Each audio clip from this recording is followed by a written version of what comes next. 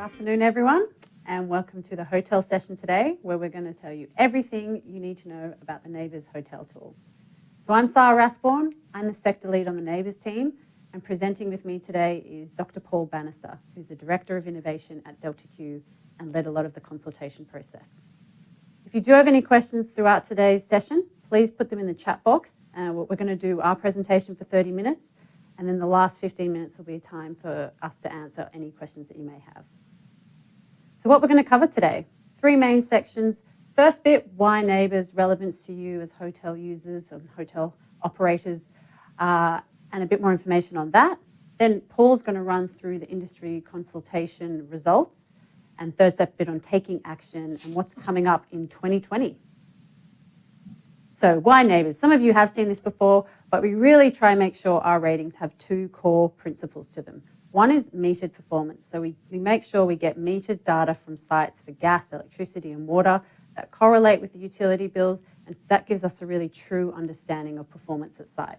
But the second part is that fair comparison. We really want to create something that makes you as a hotel owner in Tasmania with a small hotel feel that you can actually be accurately compared to a huge one in Darwin with over 400 rooms. So that's the apples for apples comparison is something that I'm going to go through in the next few slides.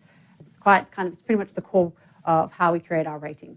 But the process of forming a rating has 3 core steps. One is the data gathering phase. It's really helpful for us, especially when we are creating a benchmark, and for this one it was over 10 years ago.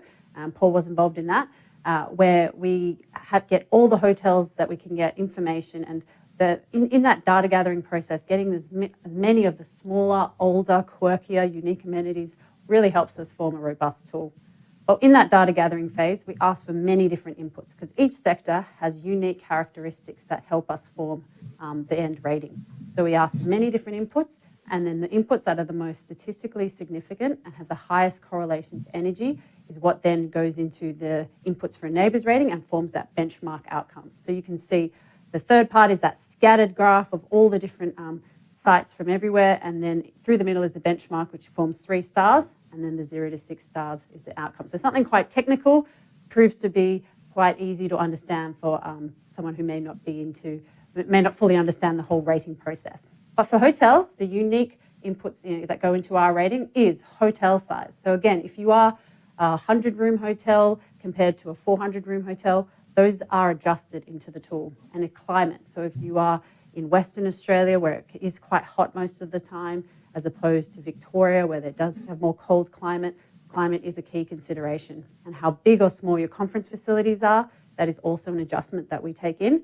And then hotel star quality, which is originally done because it is quite helpful. It's a bit of a delicate dance we have to play in trying to create a tool really useful for the customer, but also not trying to ask for too much data, and also making sure that it's data that you can easily get, and that's actually quite consistent across the sector. So hotel star quality is quite useful in that it groups services that otherwise we'd have to get individually, but that's something that has come up in the consultation that Paul will speak to a bit more. But there's other considerations that go into our rating tool, such as swimming pools and laundry services. But this kind of wraps up that statistical significance data gathering phase that I spoke to in the slide before, of how over 20 different inputs were considered, and these are some of the key ones that we use for the hotel rating tool. So why rate? I strongly believe that the most useful sustainability strategy that does deliver energy efficiency outcomes and cost savings to business has a 2-pronged approach. It's knowing where you stand each year, knowing your performance, and not just within your own portfolio, but also amongst your peers in your sector. And that really drives performance. But also then using that measure of how you're going every year to inform your internal strategy and improve operational efficiencies, and making sure every new capital works program, such as lift upgrades, does have energy efficiency and water efficiency specifications into those briefs. So you are making sure that when you are spending money on new capital, it does have such an energy efficiency and water efficiency focus. And then what most senior management want to see is the cost savings. So as much as you can draw the dots between how your NABERS performance is going to what your actual energy programs are delivering, and then equating that to the operational savings of reduced electricity usage from your programs, really helps to just drive that whole process of this is why it's so helpful and does deliver cost savings, as we'll get to. So If you can get your NABERS Energy Hotel, we're using an average 4 hotel star quality of 265 rooms. If you can get from 3 to 5 star, that's nearly $500,000 in avoided energy costs or electricity savings because you're not paying those bills, which is really significant. And it is that kind of, it's worth trying to get to that. And then for NABERS Water, moving from a 3 to 5 stars, you can save up to $55,000, which is also still quite significant. Looking at other sectors, offices is where we've pretty much been able to demonstrate our best success. We have been able to show that over a 13-year period, there's nearly 37% reduction in energy usage across the whole sector of that, and that's the average reduction. So just that year-on-year performance, checking in of how you're going, just informs your sustainability strategy and makes it, just directs it in the right direction. But if you look at a voluntary sector, for example, like shopping centres, still over an 8-year period, it's an over 25% reduction in energy usage, which again is really, really fantastic to see in the shopping centre sector because they are delivering such good cost savings and energy efficiencies. Hotels hasn't been what we kind of thought it was when it started over a decade ago, but we do think there's such potential in this space, which is kind of why we have done this consultation process, and we're really trying to drive the reason why we are trying to engage with the sector more. Because so far we have seen a 17% reduction by year 4, but there's so many more that could participate. So we just really we really think there's such a huge potential of savings to be found in this sector. But moving on from that, we're going to move to the second part of today's session, which is the industry consultation results. So what we tried to do from January this year, we tried to reach out to a lot of you. So thank you for the ones that have participated. And we did deliver one technical working group for COVID. And then after that, it was more one-on-one interviews, but that also did help us get quite a lot more qualitative data from everyone. And there was a data collection phase where we looked at the original data analysis conducted and overlaid it with the new data that we got collected. And Paul will speak to that a bit more, and then our final results. So before I move over to Paul, I really just want to thank everyone who did participate. This is a brief snapshot of kind of all the main hotel owners, hotel operators and brands that really did give us some data and help to be part of the technical working group. So it really does help us form a robust tool and make sure we're doing something for the market. So thank you. But now I'm going to pass it over to Dr. Paul Bannister. Thanks, Sara. We undertook stakeholder consultation to understand where, I suppose, the industry stood on NABERS and the NABERS hotels and where the issues were. And one of the first issues that came up was really the question around the usability of the star quality rating. The key question is it's still a robust indicator. People expressed concerns about the use of self-assessment for star quality, and I suppose there is something which has changed in the 10 years since the rating was started. So the usefulness of the star quality rating is that it's a catch-all for a range of services. It covers general guest services, it covers aspects of restaurants and cafes, it covers bedrooms and in-room features and services, it covers bathroom features and quality, it covers recreation facilities and some building exterior features. Now, some of those components are directly causing energy consumption, and some of them are irrelevant. But as a catch-all and as a means of identifying a peer group that people feel comfortable being compared with, it's a very useful indicator. Useful, that is, as long as people are using it and it can be accurately assessed. In the data gathering that we did, it was very clear that energy consumption, or as converted to emissions, is strongly related to the star quality rating. In this graph, you can see the emissions per room versus the star quality rating. And this is from our original 2008 data set.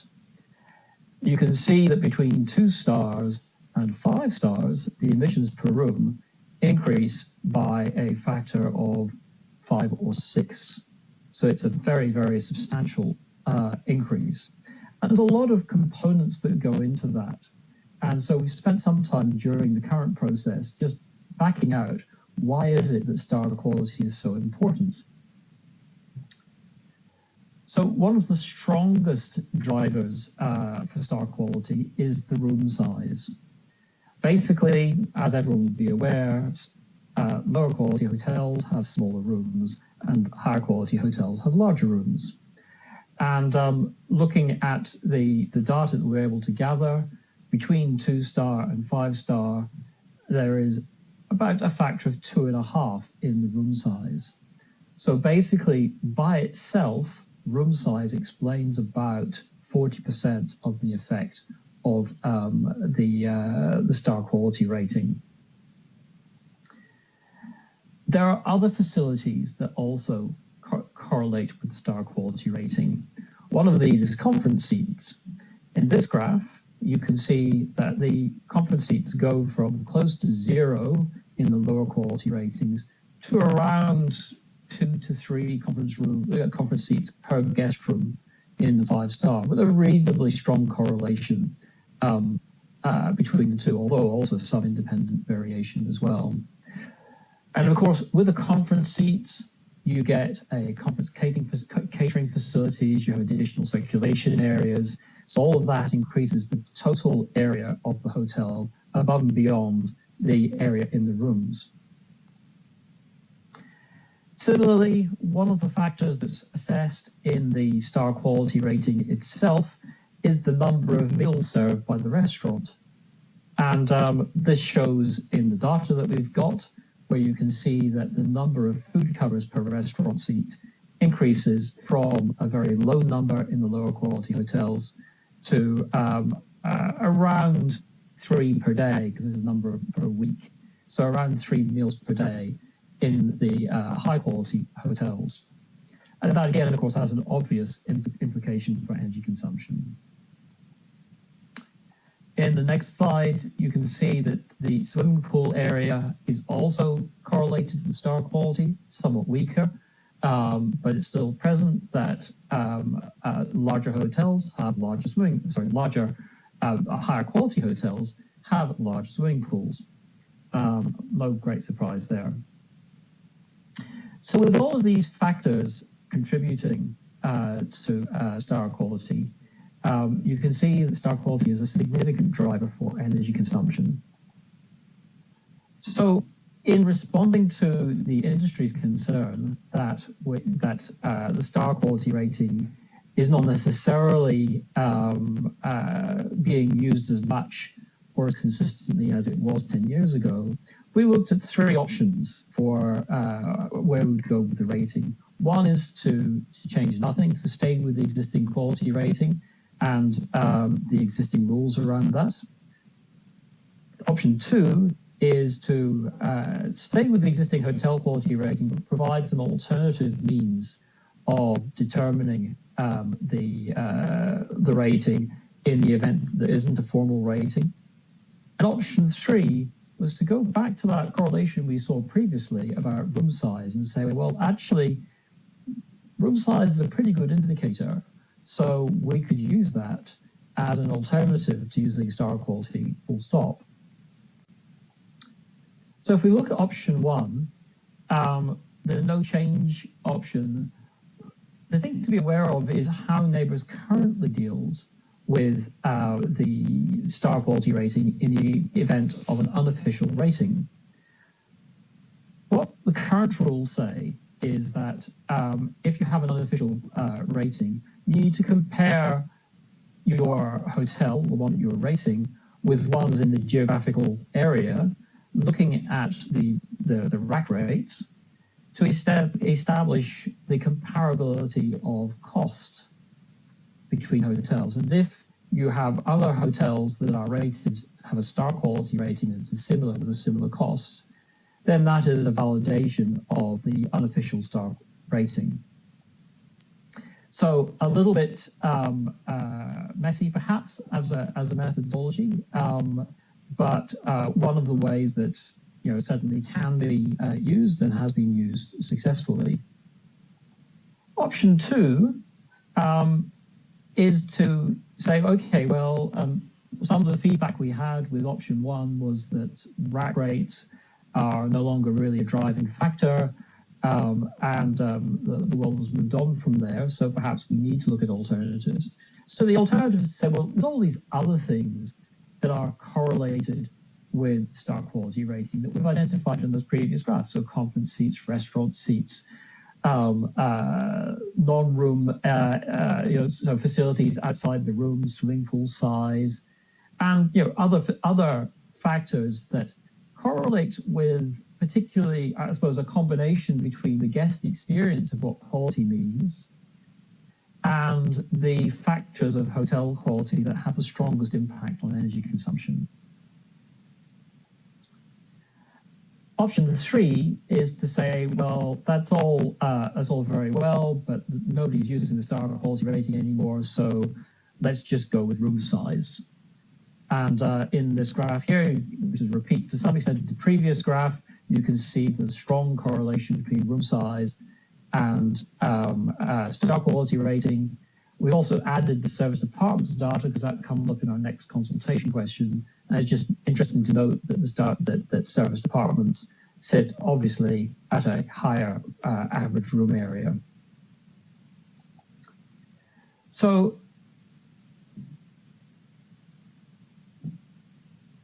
if we were using room size, we still need to think about how that would actually work. We identified through the process that there is room size data available for most hotels. You can just find that going onto the accommodation websites in most cases. However, there is no industry measurement standard. And it's not the only variable. As I said before, only about 40% of the star quality rating effect on energy is tied up with the actual room size. So we need to collect other data, such as the number of meals available, the room service provisions, and things like that. So it wouldn't be a completely simple process. So we took this question then back to our stakeholder consultation group and said, okay, so which of these 3 alternatives would you be happiest with? If we think about options 1 and 2, they are both saying stay with hotel star quality rating. One is saying with no change, and the other is saying with alternative verification processes. And what we found is that 2/3 of the respondents said, yes, stay with the existing quality rating. It was roughly evenly split between those that said, stay with it and make no changes, and as opposed to stay with it and have some alternative verification checks. Whereas we had about 1/3 of the respondents saying that they would prefer to go to the new room to the new indicator of the room size. So overall, we take that as a validation that staying with the existing hotel quality rating, but providing some alternative verification checks is going to be the way forward to deal with this issue. Our next consultation question was really around apartments and service departments versus hotels.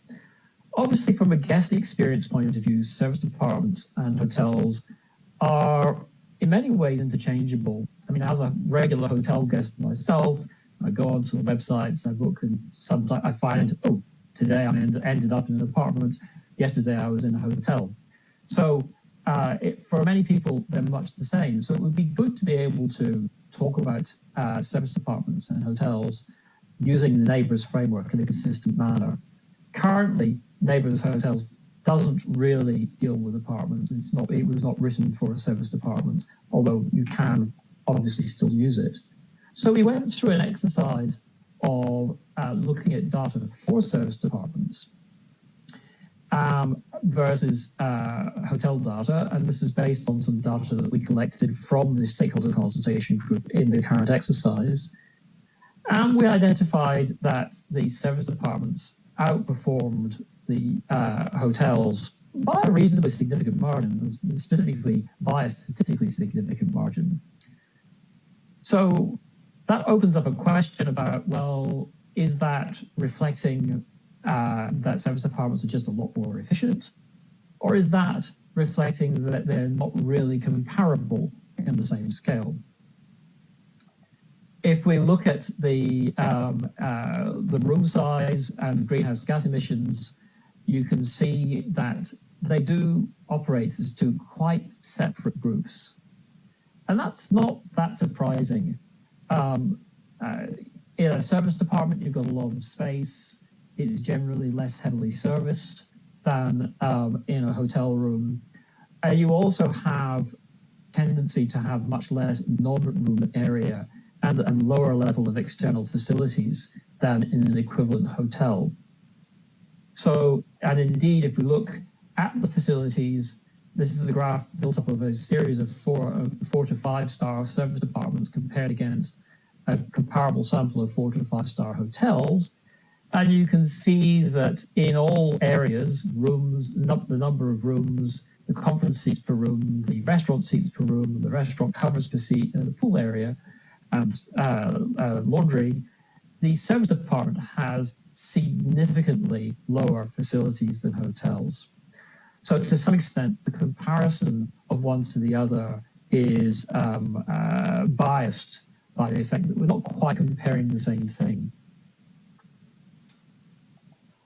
So again, we took this question to our stakeholders, and it was roughly even between those that say they should be rated on a different scale and those who should be rated on the same scale.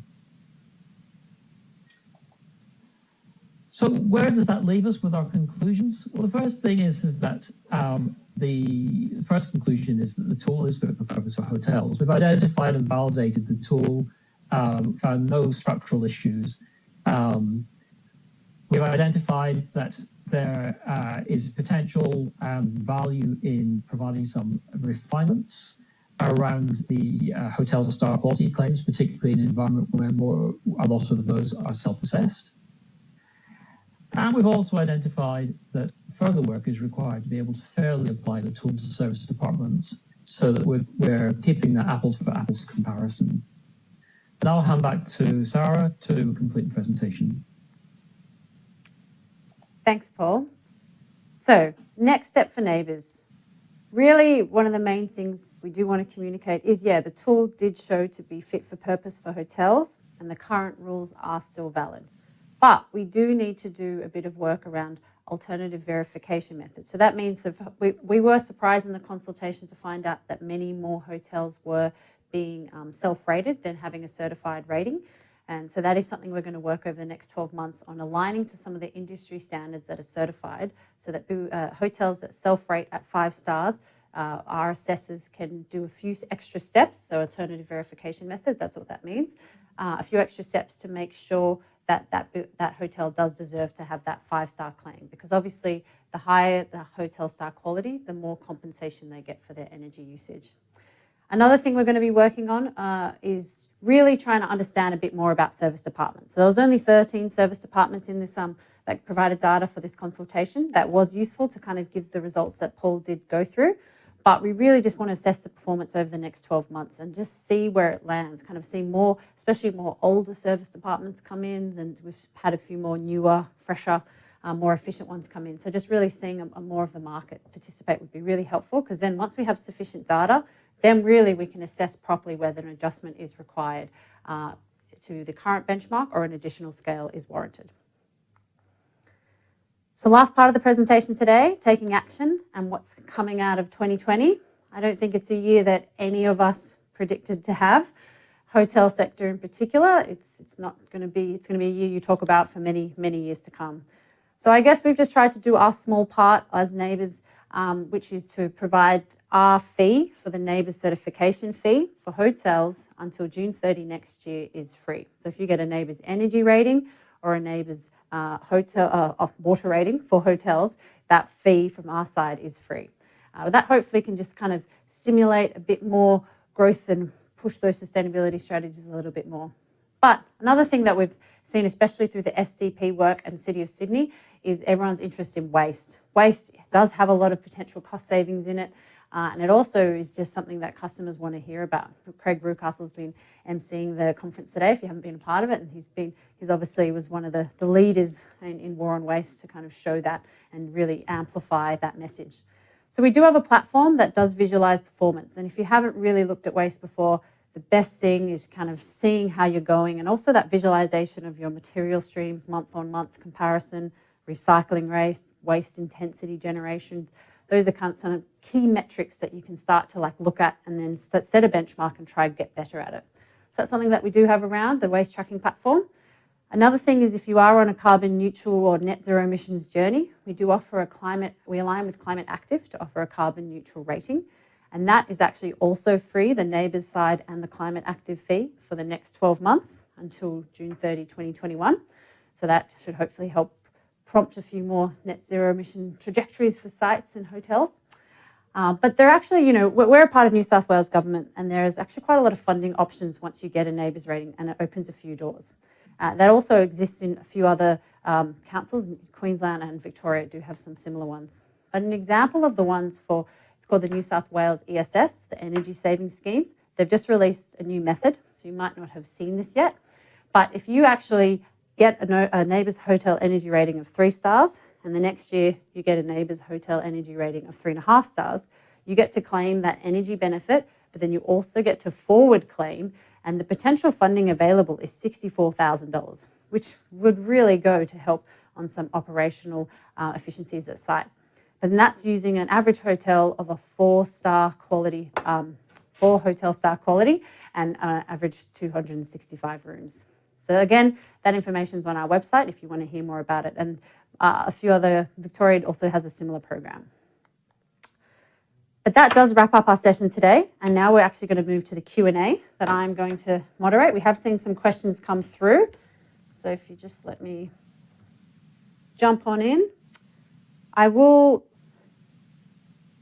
get Paul to answer the first question from Lee, and I can finish it if you want to, Paul. Why wouldn't service departments be in the NABERS?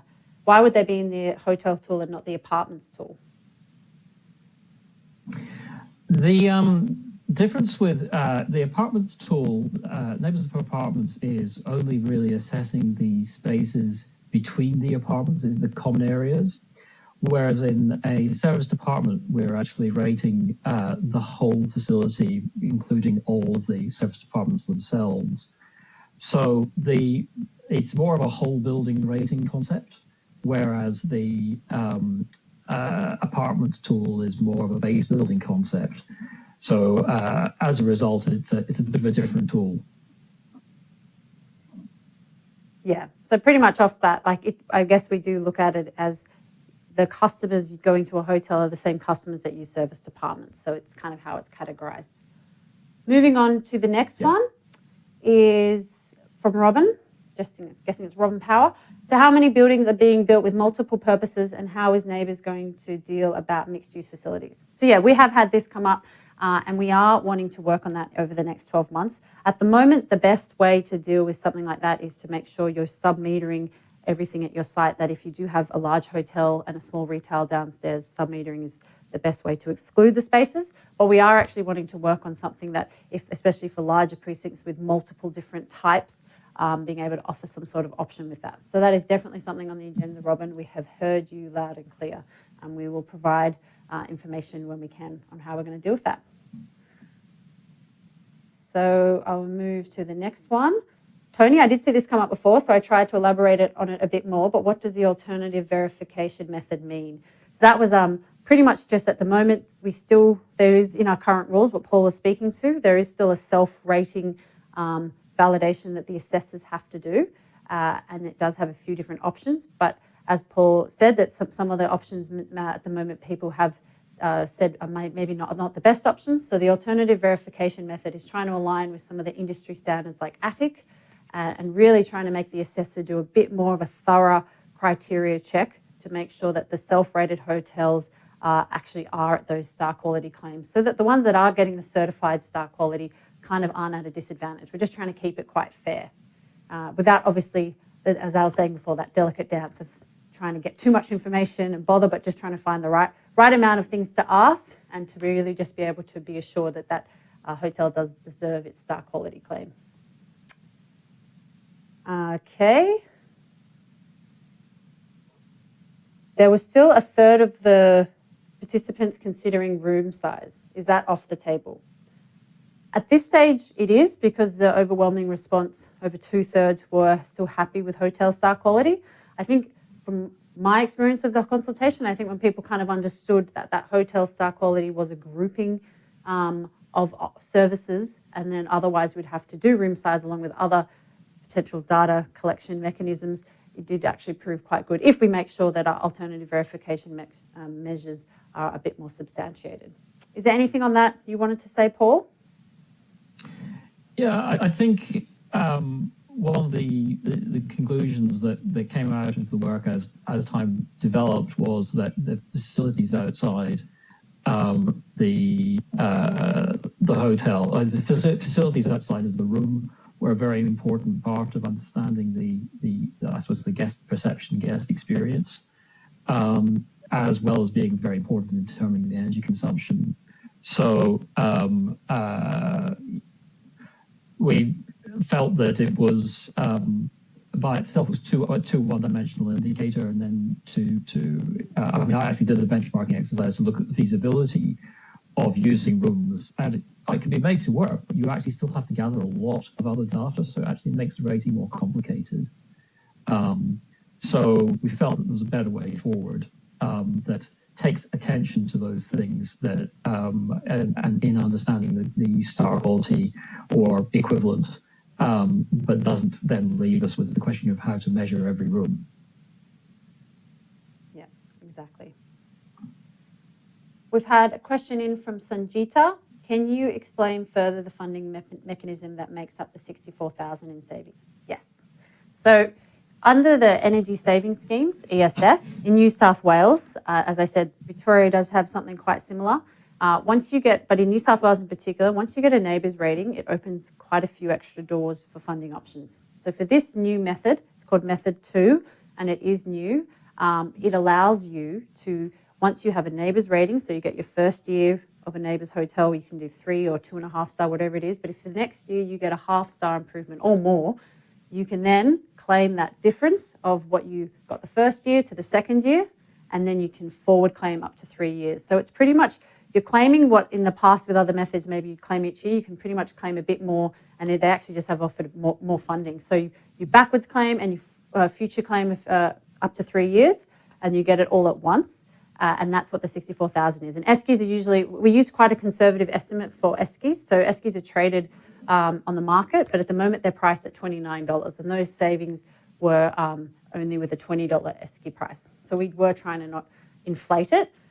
But yeah, again, that more information on that is on our website. You do need an ACP, an accredited certified provider, to create the ESCI claim. But for the hotel, for this method, it's actually a lot easier now, and they're trying to just make it, there's a lot less legwork involved, so it's a bit more easier to access the funding is really their ultimate goal. So I'll say that.